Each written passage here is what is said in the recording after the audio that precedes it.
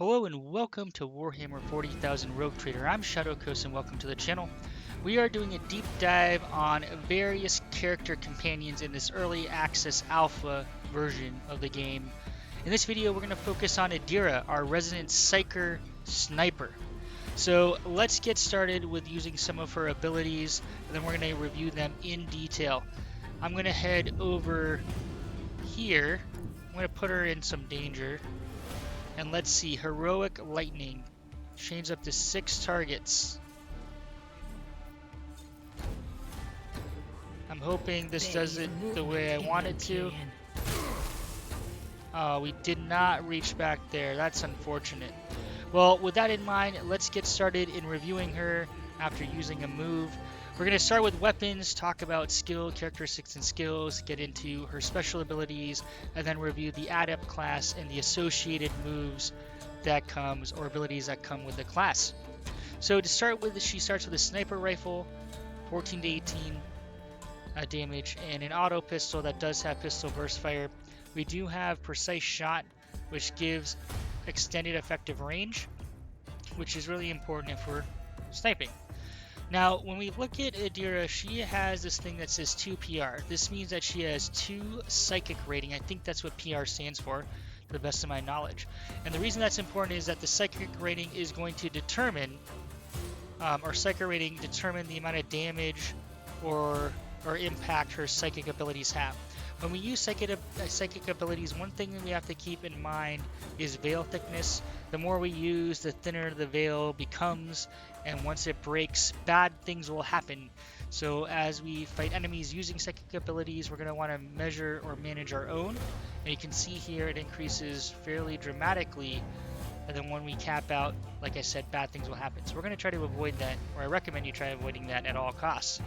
So let's take a look here at her characteristics. Weapon skills, okay, poor actually in my opinion. Ballistic skills on the poorer side, although not the worst. Strength is low, toughness is relatively low, but she does have high agility.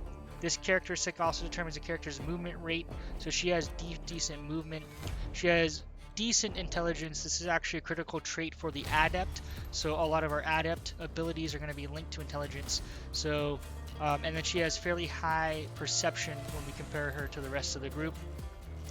Decent willpower, actually, this is really important for Psykers, resisting psychic power. And then fellowship, relatively low.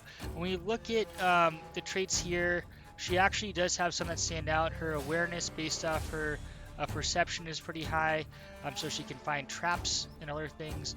She has decent demolition, which is linked to agility. She does have the Medicae ability here, Medicae training, so she can use Medikits. Her logic is okay, nothing particularly special. When we look at other skills here, her lore is fairly high with Xenos and Imperium, which is interesting given her intelligence, bringing this up. Her lore in the warp is kind of regular, so I'm a little surprised. Pascal, on the other hand, knows a fair amount of the warp, or has a fair amount of lore across the board, which we would imagine the tech priest would be able to house in all their data. Low on commerce, low on coercion. So that is important to know. So with that in mind, let's take a look at special abilities. There are 3 flavors of Lightning Arc. 2 of them are actually linked to momentum. You saw that we used our Lightning Arc Heroic Push, but we also have a slightly weaker version, and then we have the weakest base version that doesn't have the bonuses that momentum will provide. So we'll kind of go across the board here. Lightning Arc costs 3 AP, 1 enemy creature within 10 cell range. Damage is 10 plus 3 times the Psyker rating at 2, so 16. 3 times 2 is 6, plus 10 is 16. The Psyker unleashes a blast of lightnings, which chain up to 4 targets within a 3 cell radius, dealing 10 or 16 damage with penetration 0 to each one. I do not believe penetration will impact the damage output, given these are psychic abilities. So if they have reduction to penetration, like armor and stuff, I don't believe that will impact Psyker abilities. I don't know that for a fact though. Spends all movement points, spends the ability to use attack abilities on current turn. The slightly upgraded version, so like level 2 of 3, is Desperate Push, and effectively we get 10 plus 5 times Psyker rating, so we go from 16 damage to 20 damage, plus 4 damage. We can chain up to 6 targets and then increase the power range to 6. So those are the tiles. So I could have sworn these guys were 1, 2, 3, 4. Okay, maybe not. I'm not sure why I didn't hit them. I thought I would. But we can chain up to 6 targets. Same, spend all movement points, spend ability to attack.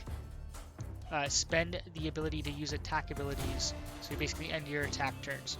Heroic Push is the same thing, except we ignore friendly targets. So one thing I failed to mention is that Lightning Strike can and does impact or cause friendly damage if you're within range, unless you use the Heroic Push or Heroic Act to trigger it. Okay, so those are our main offensive damage dealing psychic abilities. We have a few other psychic abilities that also can do damage or have modifiers. So we have Misfortune, which reduces or implements a dodge penalty. So 20 times the Psyker rating. The Psyker appears in the future, bringing the worst fate for the target. The dodge is reduced by 40. Now, one of the interesting things here, this does require concentration. So the way concentration works is that each time your turn resets or comes up again, you have one less action point for each preserved power. So as long as we're concentrating and have this on an enemy, or it's applied to an enemy, we're going to gain one less action point. So that's important to note. Few abilities work that way. Next we have Foreboding. This one costs 3 AP. This one costs 2 AP. One friendly creature within 12 cell range, dodge and parry bonus, plus 18. Peering into the future of the ally, the Psyker is able to see the possible outcomes and potential dangers. The timely predictions from the Psyker increase the target dodge and parry by 10 plus 4 times the rating. So this requires concentration again. So that's important to note. Also, one thing I should note, the Psyker can only maintain concentration by limited by the number of such powers equal to the Psyker's intelligence bonus divided by half. So in this case, we can have 2 items being used that require concentration because we have 4 intelligence, a 4 intelligence rating. So it's you divide these by 10 to get it, to get your kind of rating that are going to apply different things. Finally, we have Psychic Scream 2, one creature within 12 cells, 1d8 damage plus Psyker's willpower bonus times psi rating. So willpower bonus should be 4. We round down, I believe. So this will be 1d8 plus 8 because it's 4 times the psi rating at 2. So we can do up to 16, at a minimum technically 9, as long as it lands the attack and they don't resist somehow. The Psyker attacks the creature by focusing all the will behind one massive Psychic Shriek. Spends all movement points, spends the ability, use of attack abilities on current turn. So those are her Psyker abilities. Let's take a minute to look at the Adept tree. So as I mentioned for the Adept, intelligence is the most important factor here, and you're going to see why. Study enemies. Carefully studying a group of enemies, the Adept learns of their weak points, increasing the incoming damage of the first Adept's attack in the turn against a studied enemy by the Adept's intelligence bonus. So it's plus 4 in this case. Now, this only applies to the Adept, so technically Pascal is an Adept. If we apply this by Idira, I do not think Pascal benefits from it. It's for the Adept, although there's some modifiers that allow us to spread this bonus across the team. MSA placeholder, I believe, IAA placeholder. Then we have Flash of Insight. The Adept immediately grasps the nature of the studied target, applying the double effects of the studied target to all Adept's talents. So this is interesting. If you study enemies, I can now apply this, or basically augment it with Flash of Insight. This is a heroic ability where we use momentum over here. We have the less fun version, Full Focus, where we get not as many bonuses. So let's look at Full Focus, and then we'll look at the heroic version. So that we can use this before we can use the heroic version because it takes less momentum to use. The Adept immediately grasps the nature of the studied target, so double the effects of the studied target to all the Adept's talents. So dodge, negation, armor penetration, weapon skills against a target. While the target is alive, the Adept cannot attack or use offensive ability against any other target. So that's one of the massive downsides. The effects of the talents that are not taken are still applied yet not doubled. So that's that's good to know. But then the heroic version, we get dodge negation armor penetration by Adept's perception bonus. So 4 weapon skills perception bonus.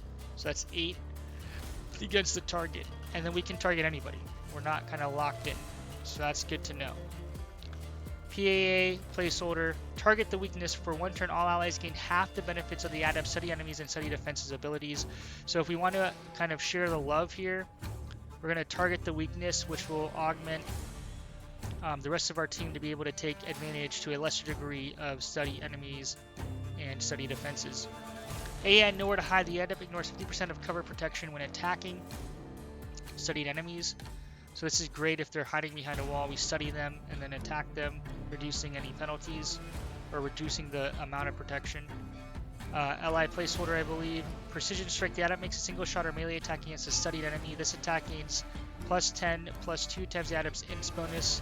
So this is 10 plus 8. 18 Righteous Fury chance and ignores Adept's int bonus to the enemy's deflection. So this is hugely helpful. Righteous Fury does, I believe, double damage or increased damage against enemies, which is really important, especially against those higher tiered, higher health enemies. The Adept receives, read the strike. The Adept receives plus 5 times Adept's intelligence bonus, so this is plus 20 to their dodge, parry, and absorption against targets of study defense ability.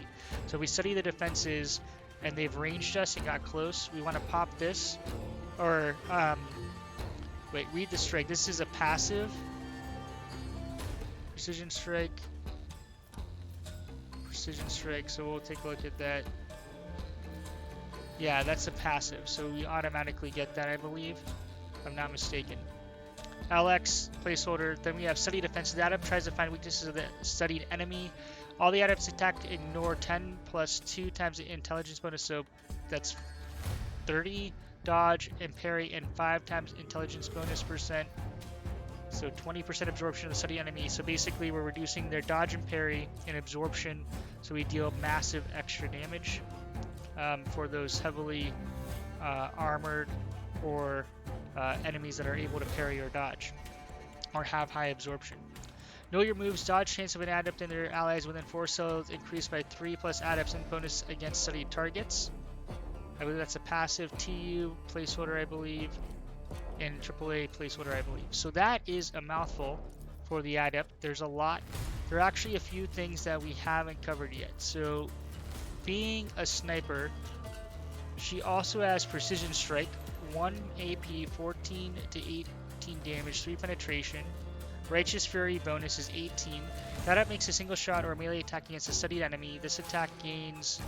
So this is where we study enemy and then precision strike. And then second weapon.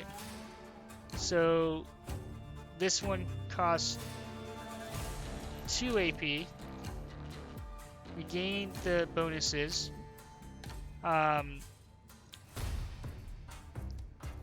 So I'm not sure the difference here.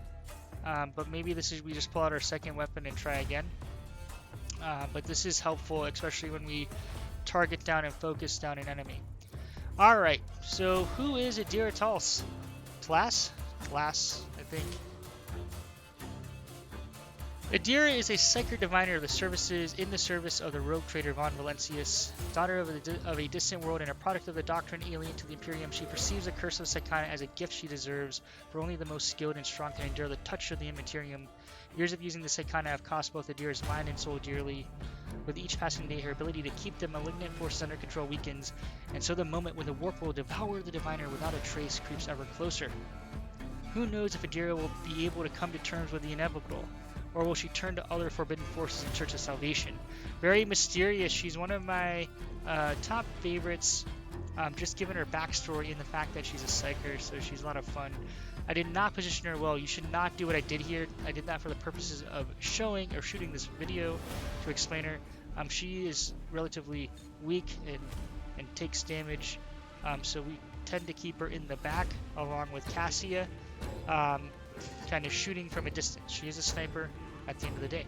Hopefully you found this video helpful. If you did, please drop a thumbs up. If you want to see Adira in action, please be sure to check out my early access criminal or Lord Pirate Rogue Trader playthrough. Although if you want to avoid spoilers, hold off on watching that, because we're going to try to get in and really dig into all the different pieces of the game and unlock more of the story behind each of our companion characters. Thanks so much for watching. Hope to see you in future videos. Shadow Coast out.